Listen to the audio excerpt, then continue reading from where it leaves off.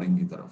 चलिए जी, बिस्मिल्लाहिर्रहमानिर्रहीम। अच्छा स्टूडेंट्स, आज हमने 2-3 टॉपिक कवर करने जिसमें से एक है चेन रूल। ठीक है, चेन रूल मैं डिस्कस करूंगा, ठीक है, पार्शियल डेरिवेटिव्स के लिए।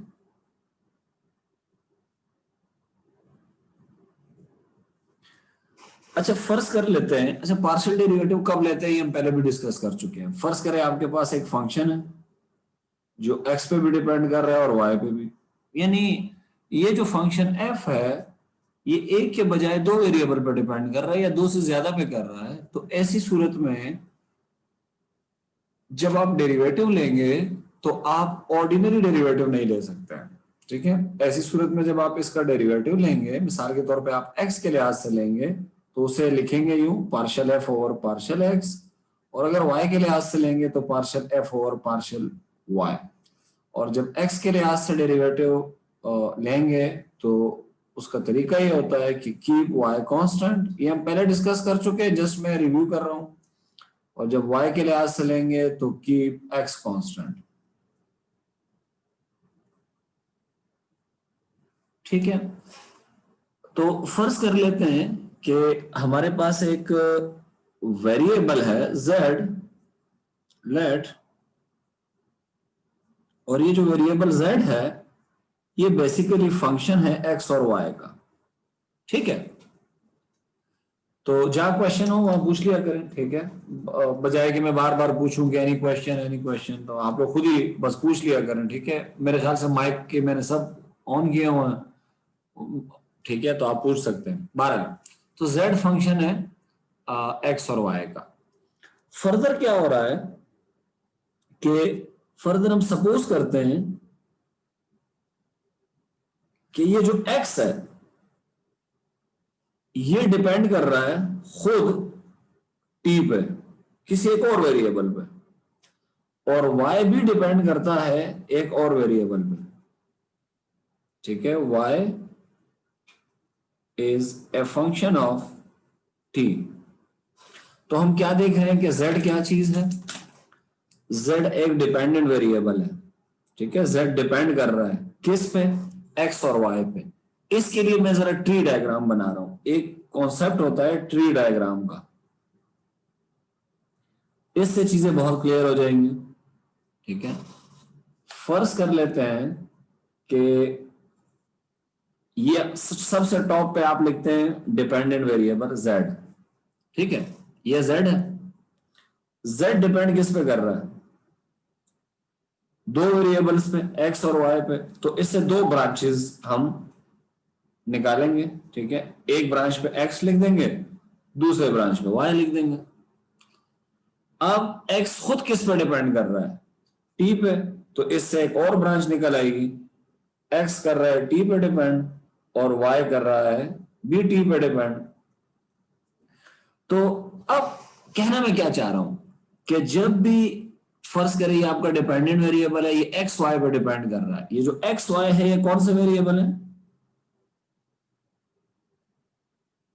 Independent variables. अगर ये वेरिएबल्स एक्स वाई भी किसी वेरिएबल पर डिपेंड कर जाएं, जैसे यहां टी पे डिपेंड कर गए, तो ऐसी सूरत में हम क्या लगाते हैं, चेन रूल लगाते हैं। तो चेन रूल कब लगाते हैं, जब हमारे पास फर्ज करें एक वेरिएबल है z, ये डिपेंड कर रहा है एक्स वाई पे, और एक्स वाई फिर फर्दर किस पर डिपेंड कर रहे हो, और एक्स वाई जरूरी नहीं है कि सिर्फ टी पे डिपेंड कर रहे हो। ठीक है, लेकिन इस वक्त हम सपोज कर रहे हैं कि एक्स भी टी पे डिपेंड कर रहा है, वाई भी टी पे डिपेंड कर रहा है। तो ऐसी सूरत में हम चेन रूल लगाते हैं।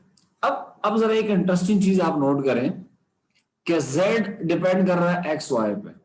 ठीक है, तो इसका मतलब है कि मैं z में अगर चेंज मालूम करूंगा x के रिस्पेक्ट से, तो उसे लिखूंगा कैसे, यूं partial z by partial x। इसका मतलब होता है change in z with respect to x। इसी तरह अगर मैं यूं करूंगा पार्शियल z और पार्शियल y, तो इसका मतलब होगा change in z with respect to y। जो इंटरेस्टिंग चीज है वो क्या है, अगर मैं आपसे कहूं कि z में चेंज निकालें t के लिहाज से,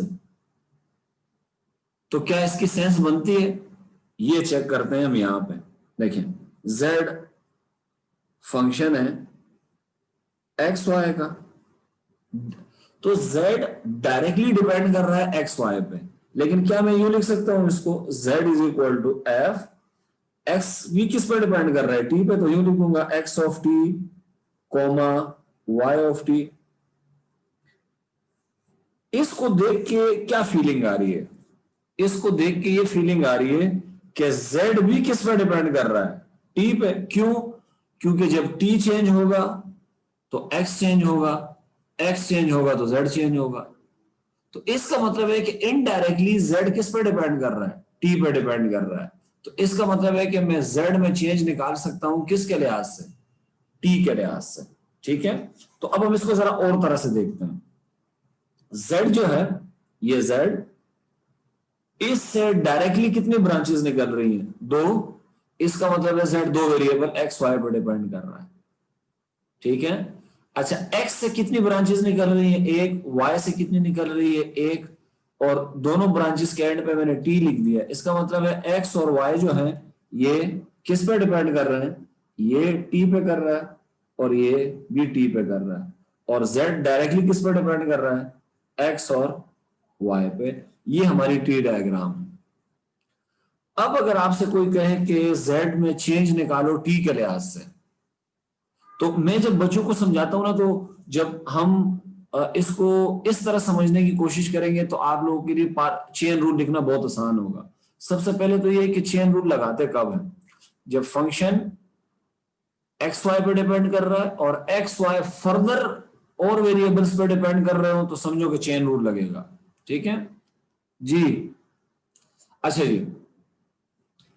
अब गौर से सुनिएगा, z डायरेक्टली कितने वेरिएबल पर डिपेंड कर रहा है, इसको मैं यूं लिख देता हूं कि z डायरेक्टली कितने वेरिएबल पर डिपेंड कर रहा है, 2 पे। ठीक है, जब भी फंक्शन एक से ज्यादा वेरिएबल पर डिपेंड करता है तो हम पार्शियल डेरिवेटिव लेते हैं। क्लियर है? अच्छा, इनडायरेक्टली ये कितने पे डिपेंड कर रहा है, इनडायरेक्टली एक वेरिएबल पे जो बिल्कुल एंड में होगा। ट्री डायग्राम में जो बिल्कुल एंड पे नजर आ रहा है वो टी, तो इस डी का मतलब होगा डायरेक्टली, आई का मतलब होगा इनडायरेक्टली। तो z डायरेक्टली एक्स वाई पे डिपेंड कर रहा है और इनडायरेक्टली किस पे डिपेंड कर रहा है, टी पे। तो इस पोर्शन को देखें आप, z इनडायरेक्टली एक ही वेरिएबल पे डिपेंड कर रहा है। वो कैसे? देखें, t चेंज होगा तो क्या किस किस में चेंज, मैं सिर्फ एक वेरिएबल को चेंज कर रहा हूं t को, और z चेंज हो जाएगा। t को चेंज करूंगा तो x हो जाएगा, t को चेंज करूंगा तो y हो जाएगा, x y हो जाएंगे तो z हो जाएगा। इसका मतलब है z इनडायरेक्टली एक वेरिएबल पे डिपेंड कर रहा है और वो t है। और जब फंक्शन एक वेरिएबल पे डिपेंड कर रहा होता है तो फिर हम पार्शियल डेरिवेटिव नहीं लेते हैं। तो अगर z का मैं डेरिवेटिव t के लिहाज से लिखूंगा तो यूं नहीं लिखूंगा partial z over partial t, ऐसे नहीं लिखूंगा। ठीक है, यूं लिखूंगा dz ओवर dt, ऐसे लिखूंगा। ठीक है, अच्छा जी, अब चेन रूल क्या है? ठीक है, चेन रूल डिस्कस करते हैं। मैं इसे यहां लिख देता हूं। ठीक है, यहां। अच्छा देखिए, अब आप लोग मुझे z का डेरिवेटिव x y के लिहाज से नहीं चाहिए। ठीक है, मुझे z का डेरिवेटिव चाहिए t के लिहाज से। ठीक है, तो z डायरेक्टली किस पे डिपेंड कर रहा है, x y पे। मुझे इसके लिहाज से डेरिवेटिव नहीं चाहिए, मुझे z का डेरिवेटिव चाहिए t के लिहाज से जिसपे वो इनडायरेक्टली डिपेंड कर रहा है। तो क्या करेंगे, सबसे पहले आपने ये देखना है कि z इनडायरेक्टली कितने वेरिएबलों पर डिपेंड कर रहा है। z इनडायरेक्टली सिर्फ एक वेरिएबल पर डिपेंड कर रहा है, t पे। लिहाजा जो नोटेशन हम यूज करेंगे वो ऑर्डिनरी डेरिवेटिव यूज करेंगे, ये वाली। तो मुझे अब क्या चाहिए बच्चों, देखो जरा यहाँ पे, मुझे चाहिए dz ओवर dt। कैसे मालूम करेंगे, गौर से सुनिएगा, बहुत आसान है चेन रूल। अच्छा, तरीका क्या है, z से कितनी ब्रांचें निकली हुई है, देखिए एक ब्रांच, पहले एक ब्रांच पे जाएंगे फिर दूसरी ब्रांच पे। z x पे डिपेंड कर रहा है तो इस ब्रांच पे मैं लिख दूंगा partial z upon partial x। अब मैंने पार्शियल की नोटेशन क्यों यूज की है, क्योंकि z x y 2 वेरिएबल पे डिपेंड कर रहा है, इसीलिए मैंने इस ब्रांच पे लिख दिया partial z over partial x। इस ब्रांच पे चेक करें कौन किस पे डिपेंड कर रहा है, x डिपेंड कर रहा है किस पे, टी पे, एक वेरिएबल पे, तो इस ब्रांच में मैं क्या लिखूंगा, dx ओवर dt। तो ये एक ब्रांच कंप्लीट हो गई। अब दूसरी ब्रांच पे हम जाएंगे। z किस पे डिपेंड कर रहा है, y पे, मगर z से देखिए कितनी ब्रांचेस निकल रही हैं, दो। तो इसका मतलब है z दो वेरिएबल पर डिपेंड कर रहा है। तो इस ब्रांच पे मुझे जो नोटेशन यूज करनी चाहिए वो पार्शियल डेरिवेटिव की यूज करनी चाहिए। ये लिखूंगा partial z over partial y। अच्छा, y से कितनी ब्रांचेस निकल रही हैं, एक, इसका मतलब है y एक वेरिएबल पर डिपेंड कर रहा है। तो यहां मैं लिखूंगा dy ओवर dt। ठीक है। अब मैंने यहां क्या करना है, dz ओवर dt जो मुझे चाहिए वो किसके बराबर होगा, बड़ा सिंपल है। इस, अच्छा, एक ब्रांच ये रही, this is first branch, this is second branch. पहले ब्रांच पे जो भी डेरिवेटिव आ रहे हैं उनको मल्टीप्लाई करो, यानी partial z by partial x multiply हो जाएगा dx ओवर dt से। ये दोनों, ये डेरिवेटिव और ये मल्टीप्लाई हो जाएंगे। ये फर्स्ट ब्रांच पे। सेकंड ब्रांच पे आने से पहले मैं प्लस लगाऊंगा, प्लस, और फिर यहां हम लिखेंगे partial z by partial y, और इन ब्रांच में जितने भी डेरिवेटिव है उनको मल्टीप्लाई करो। इस तरह से हम निकाल सकते हैं z का डेरिवेटिव t के लिहाज से। ये हमारा चेन रूल है। ठीक है। अच्छा जी, यहां तक कोई क्वेश्चन है तो बताएं।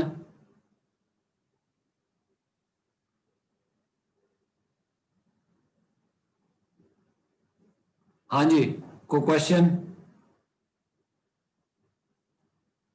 No sir. अच्छा जी।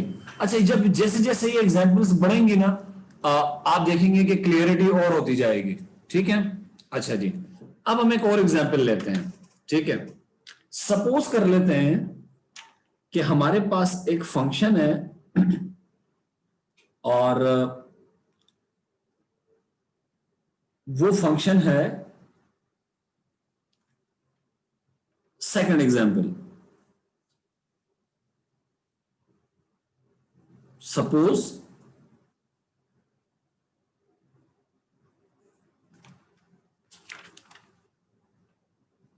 हमारे पास एक फंक्शन है जिसका नाम हमने रखा हुआ है z। ठीक है। और ये z किस पे डिपेंड कर रहा है, एक्चुअली x और y पे। अच्छा जी, फर्दर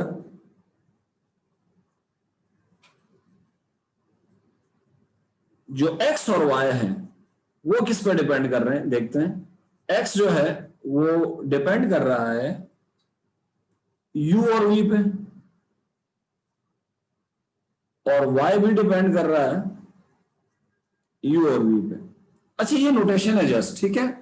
इसका मतलब है x is equals to x is a function of uv, इसका मतलब है y is basically a function of uv। ठीक है। और z is a function of xy। तो अब आप देख रहे हैं कि जो z है, z डिपेंड किस पे कर रहा है, अगर इस इक्वेशन को हम देखें तो x पे और y पर। मगर एक्स वाई फर्दर किस पर डिपेंड कर रहे हैं, अब आप देख सकते हैं कि एक्स भी डिपेंड कर रहा है किस पे, यूवी पे, और वाई भी डिपेंड कर रहा है यूवी पे। तो ऐसी सूरत में हम चेन रूल लगाते हैं। ठीक है। तो हम पहले ट्री डायग्राम बनाते हैं। ठीक है। ट्री डायग्राम से असल में चेन रूल मुंह जुबानी लिखना फॉर वेरी फर्स्ट टाइम बहुत डिफिकल्ट है लिखना, आपको याद करना पड़ेगा। लेकिन अगर आप चेन रूल के कॉन्सेप्ट यूज करेंगे तो आपको याद भी करना पड़ेगा। ठीक है। ऐसा मुझे लगता है। ठीक है। अच्छा जी, फर्ज कर लें कि आपके, अच्छा, जो सबसे टॉप पे हम डिपेंडेंट वेरिएबल लिखते हैं z, ये मैंने लिख दिया z। अच्छा, z किस पे डिपेंड कर रहा है, चेक करें। यहां से दो ब्रांचेस निकलेंगी। z डिपेंड कर रहा है x पे, और z डिपेंड कर रहा है बच्चों किस पे, y पे। क्लियर है ये इस इक्वेशन से हमें पता चल रहा है, इससे। ठीक है। इससे क्या आइडिया हो रहा है कि x किस पे डिपेंड कर रहा है, यू और वी पे, तो एक्स से दो ब्रांचेस निकलेंगे, यू, एक्स से दो ब्रांचेस निकलेंगी, यू और अगली वी। सिमिलरली वाई से भी कितनी ब्रांचेस निकलेंगी, यू और वी, यू और वी। अच्छा, ये मैंने रफ बनाया, ठीक है।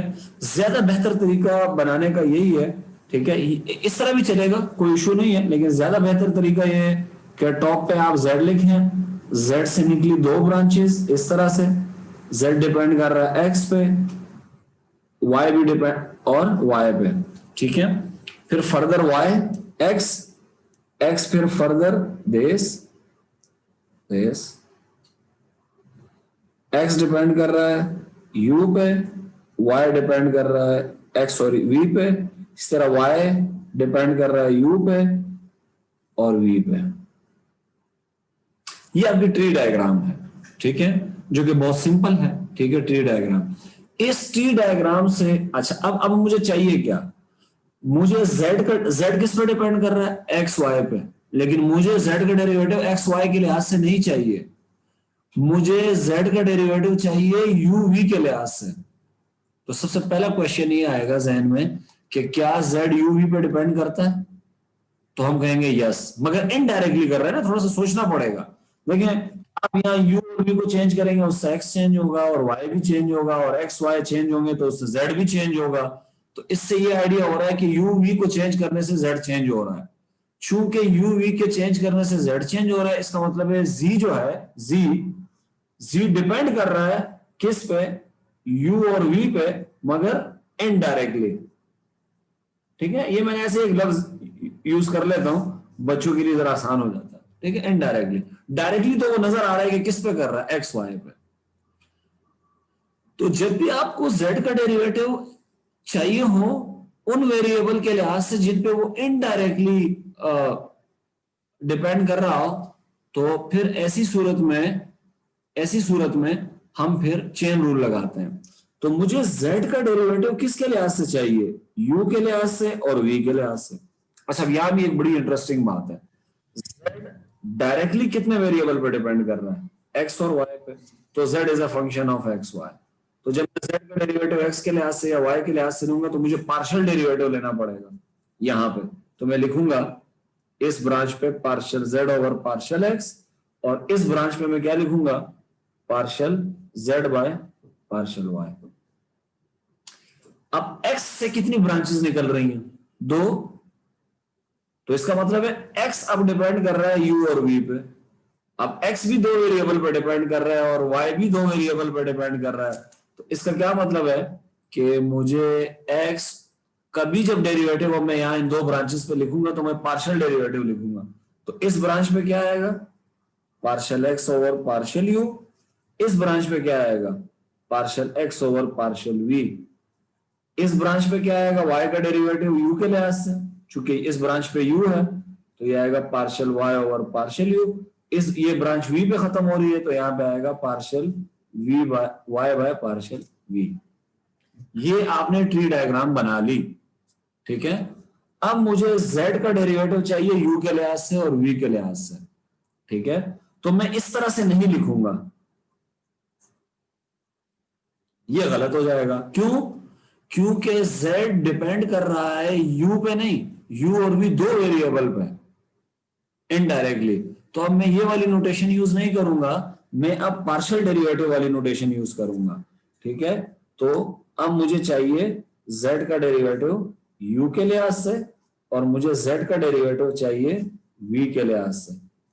और u और v क्या चीज है, इनके मैंने नाम रखे हुए अपने आसानी के लिए कि u और v इनडायरेक्ट वेरिएबल है। तो इनडायरेक्ट वेरिएबल कितने हैं, दो, इसलिए पार्शियल डेरिवेटिव। इसमें चेक करें, z इनडायरेक्टली सिर्फ एक वेरिएबल पे डिपेंड कर रहा था, t पे, इसीलिए हमने यहां लिखा था dz और dt, ठीक है। तो इनडायरेक्ट वेरिएबल हो गए दो, ठीक है। अच्छा जी, अब लिखेंगे कैसे, मेरे साथ चलिएगा, बहुत आसान है, इतना मुश्किल नहीं है। पहले एक ब्रांच पे आएंगे, इस तरह से पूरी ब्रांच पे ऐसे मूव करेंगे, इस तरह से इस ब्रांच पे, ठीक है। फिर इस ब्रांच पे, एक ब्रांच की मजीद 2 शाखें निकली हुई हैं, ठीक है, लेकिन ये कोई परेशानी वाली बात नहीं है, ठीक है। जब हम एक ब्रांच से दूसरी ब्रांच पे जाएंगे तो इतनी कोई टेंशन वाली बात नहीं है, ठीक है।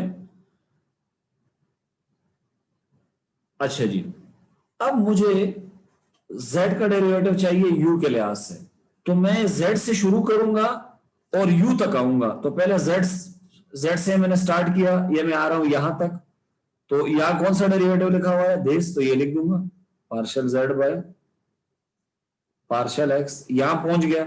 अब यहां से मैंने कहा जाना है, यहां से मैंने जाना है u की तरफ, तो यहां आऊंगा, यहां कौन सा डेरिवेटिव लिखा हुआ है, partial x over partial u। ये मेरी पहली ब्रांच कवर हो गई। इधर नहीं आएंगे क्योंकि यहां तब आएंगे जब v के लिहाज से डेरिवेटिव चाहिए होगा हमें, ठीक है। अच्छा जी, अब यहां देखें, ये मैं z से जाऊंगा कहां तक, z से स्टार्ट करूंगा और मुझे u तक आना है, u मेरा टारगेट है। तो पहले मैं z से आऊंगा y तक, तो यहाँ क्या, अच्छा जैसे ही ब्रांच चेंज करते हैं प्लस लगाते हैं, ये मैंने आपको बता चुका हूं। ये आएगा partial z by partial y, यहां तक आया। अब y से आऊंगा u की तरफ, तो यहां लिखूंगा partial y by partial u। ये चेन रूल है। अब मुझे डेरिवेटिव चाहिए v के रिस्पेक्ट से, फिर मैं z से शुरू करूंगा, पहले कहां तक आऊंगा, x तक। तो इस ब्रांच पे क्या लिखा हुआ है, partial z by partial x। अब यहां से अपनी डायरेक्शन भी ठीक रखनी है, अभी u पे आना है, ठीक है, इधर ना चले जाना, इधर आना है, मैं v तक आना है। तो इस ब्रांच पे क्या लिखा हुआ है, partial x by partial v। v तक पहुंच गए। अब नेक्स्ट ब्रांच, सेकंड ए वाली ब्रांच, जैसे ही ब्रांच चेंज करेंगे प्लस लगाएंगे। तो पहले z से शुरू करेंगे, y तक आएंगे, partial z by partial y। और अब y से आगे 2 रास्ते हैं, आपने किस वाले रास्ते पे आना है जिसपे v नजर आ रहा हो, इधर। तो partial y by partial v, ये आपके क्या है बच्चों, ये चेन रूल है। ठीक हो गया।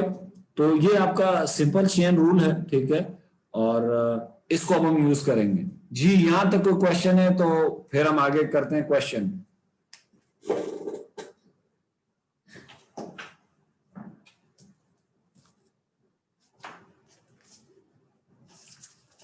कोई सवाल?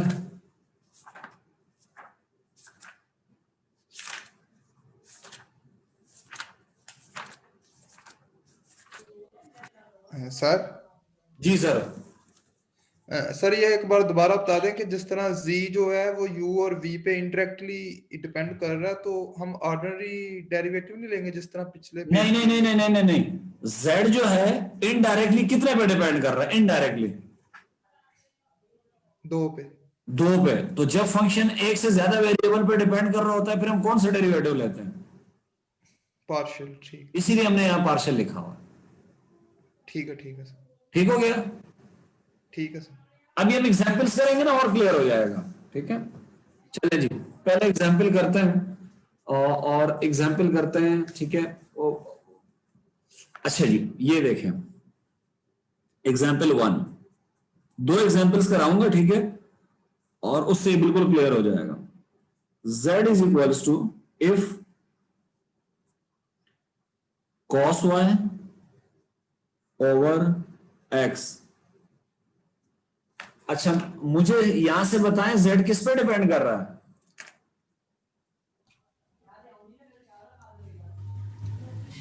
y और x। ये तो क्या मैं इसको यूं लिख सकता हूं अपनी आसानी के लिए, बल्कि ज्यादा एक्सप्लेन करने के लिए यूं, z is a function of X Y, यू मैंने लिख दिया, ठीक है।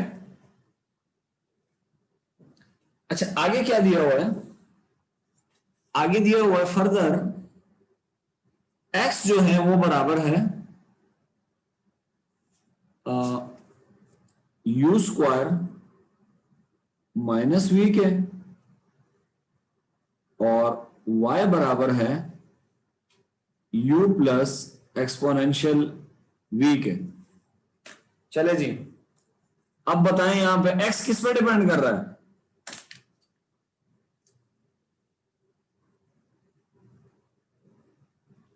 u और v पे। सही लिख रहा हूं, जहां गलत लिखूं तो बता दिया करो।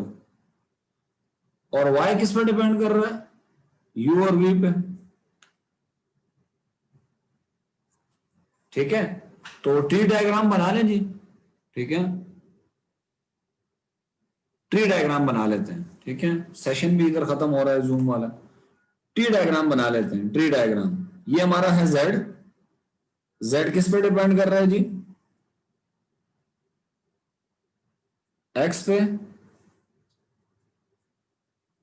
और y पे। x और y किस पे डिपेंड कर रहे हैं? u और v पे। ये y भी डिपेंड कर रहा है u पे और v पे। सॉरी, ये v है, v पे। ये हमने इस पूरे क्वेश्चन को ट्री डायग्राम में यूं लिख दिया। ठीक है, ये हमारा z है, ये x, ये u, ये v, ताकि ये नजर आए, मैं हाईलाइट कर दूं। ठीक है, ये v है। अच्छा जी, अब आपसे क्या रहा है? कहता है if this is equal to this this this, ये तो उसने गिवन दे दिया है। मांग क्या रहा है हमसे? कह रहे हैं फाइंड, अच्छा क्या फाइंड करें? Partial z by partial u and partial z by partial v। अच्छा फैसल, तुम मौजूद हो? मैंने एक क्वेश्चन पूछना है तुमसे।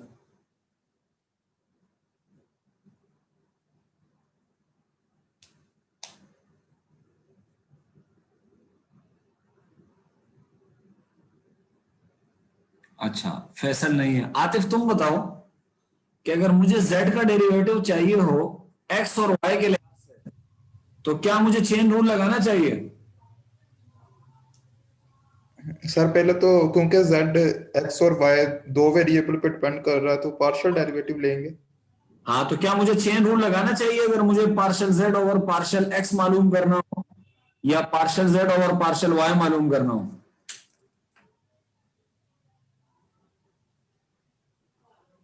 कोई आइडिया नहीं भी है तो भी बता दो। सर लेना चाहिए मेरे ख्याल में।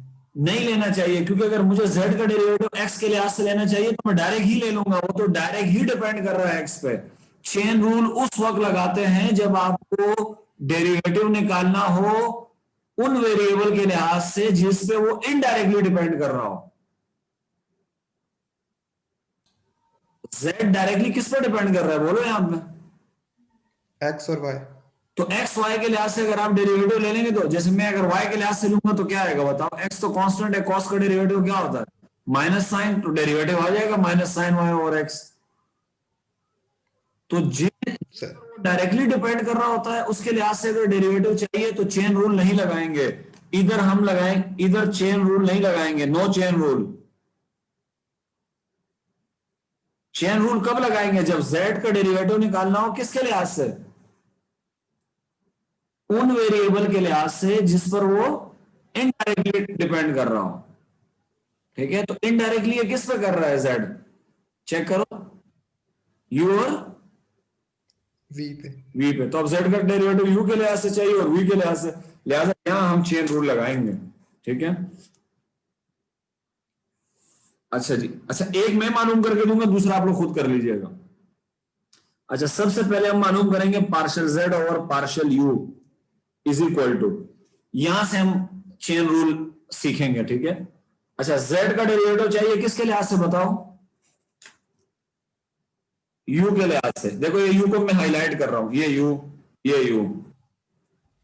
तो पहले मैं z से स्टार्ट करूंगा और इस u तक आने की कोशिश करूंगा। ठीक है, तो पहले z से मैं डायरेक्ट u पे तो नहीं आ सकता, पहले z से कहां तक आऊंगा? x तक। तो यहां मैं क्या लिखूंगा? Partial z by partial x। फिर x से मैं आऊंगा u तक, तो कैसे लिखूंगा? Partial x over partial u। तो इस ब्रांच पे जितने भी पार्शियल डेरिवेटिव है उनका यहां पे प्रोडक्ट लूंगा, u लिखूंगा partial z by partial x multiply by partial x by partial u। अब दूसरी ब्रांच पे आ जाऊंगा, क्योंकि u तक तो मैं पहुंच गया है पहली ब्रांच पे। अब इस दूसरी ब्रांच की बारी है, इसको छोड़ दें। z का डेरिवेटिव पहले किसके लिहाज से लेंगे? y के लिहाज से। यहां तक पहुंच गए। अब यहां से फर्दर मेरे पास दो रास्ते हैं, तो मैंने v तक नहीं आना, कहां तक आना है? u तक। तो यहां मैं लिखूंगा partial Y upon partial U, इस तरह। तो जब पहले हम इस ब्रांच पे थे, अब जब इस ब्रांच पे आए तो जब ब्रांच चेंज करेंगे तो बीच में लगाएंगे प्लस, और इस ब्रांच पे जितने भी पार्शियल डेरिवेटिव है उनको मल्टीप्लाई कर दो, partial Z by partial Y और partial Y by partial U. ठीक हो गया?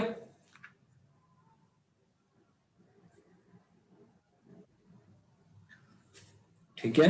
अब हमें ये चाहिए partial Z by partial X चाहिए, पार्शियल एक्स बाय, ये सारे पार्शियल डेरिवेटिव हमें चाहिए, ये मालूम करेंगे और इसमें पुट कर देंगे। ठीक है, इसे कह देते हैं हम 1। तो पहले हम मालूम करते हैं जी पार्शियल ओवर पार्शियल एक्स क्या आएगा वो जी बताएं। जेड किधर है? जेड ये रहा। इसका डेरिवेटिव जब मैं एक्स के रिस्पेक्ट लूंगा ना तो आप कर लीजिएगा, कुछ यूं आएगा cos y upon X square. ये मैंने ये मालूम। Partial X by partial you कहां से मालूम करेंगे? यहां से। तो क्या आएगा बताओ? Partial X by partial U is equal to what? यहां से यू के लिहाज से डेरिवेटिव ने, तो यू स्क्वायर का डेरिवेटिव हो जाएगा 2u और v का डेरिवेटिव 0। ये भी आ गया। अब हम मालूम करेंगे partial z over partial y। तो partial z by partial y का कैसे आएगा? यहां से आएगा। cos का डेरिवेटिव माइनस साइन, तो ये आ जाएगा minus sine y upon x। ये भी हो गया, ये भी हो गया, ये भी हो गया। अब इसकी बारी है। y का डेरिवेटिव u के लिहाज से, तो पहले तलाश करो कि y कहां लिखा हुआ है। y ये लिखा हुआ है। अब इसका डेरिवेटिव u के लिहाज से चाहिए, क्या आएगा बताओ? Partial y upon partial u is equal to exponential v का डेरिवेटिव 0 हो जाएगा क्योंकि ये कांस्टेंट है, और u का डेरिवेटिव हो जाएगा 1। ये आ गया आपके पास। ठीक है, अब इनको उठा के यहां पुट कर दो इस 1 में, तो partial z by partial u किसके बराबर आ जाएगा? चेक करें। Partial z by partial x कितना है? ये रहा minus cos y upon X square multiply by partial z by partial x by partial u, ये रहा 2u plus partial z by partial y कितना है? Partial z by partial y ये रहा minus sine y upon x, ये आ जाएगा minus sine y upon x, और partial y upon partial u कितना है? 1, तो यहां मैं लिख दूंगा 1। अब इसको सिंप्लीफाई कर सकते हैं। Partial z by partial u, ये हो जाएगा 2u cos y upon X square minus sine y upon x। ठीक है, तो ये यहां से आपके पास डेरिवेटिव आ गया एक। ठीक है, ये वाला। आप चाहें तो इसको मजीद भी सिंप्लीफाई कर सकते हैं, लेकिन मजीद में इस वक्त सिंप्लीफाई नहीं कर रहा। तो ये आपके पास आ गया partial z by partial u। इसी तरह हम क्या निकाल सकते हैं? Partial z by partial v। अब उसके लिए मुझे चेन रूल बताएं, क्या होगा चेन रूल? अच्छा, z से चलेंगे और v पे आएंगे, तो पहले z से मैं आऊंगा x पे, क्या आएगा बताओ? Partial z by partial x। फिर x से आऊंगा v पे, तो ये आएगा partial x over partial v। अगली ब्रांच में जाएंगे तो प्लस लगाएंगे, z से आएंगे कहां तक? Partial z by partial y, और फिर y से आएंगे v पे, तो आएगा partial y over partial v। ये चेन रूल है। अब आप ये भी कैलकुलेट कर लेंगे, ये भी कैलकुलेट करेंगे, ये क्योंकि z दिया हुआ है, ये दिया हुआ है, तो आप कैलकुलेट कर लेंगे। x भी दिया हुआ है, y भी दिया हुआ है, तो ये आप सारे कैलकुलेट करके इसमें सब्स्टिट्यूट कर देंगे, तो partial z by partial v आ जाएगा। ठीक है, अच्छा ये बताएं, यहां तक क्लियर है आतिफ? यस सर, क्लियर है।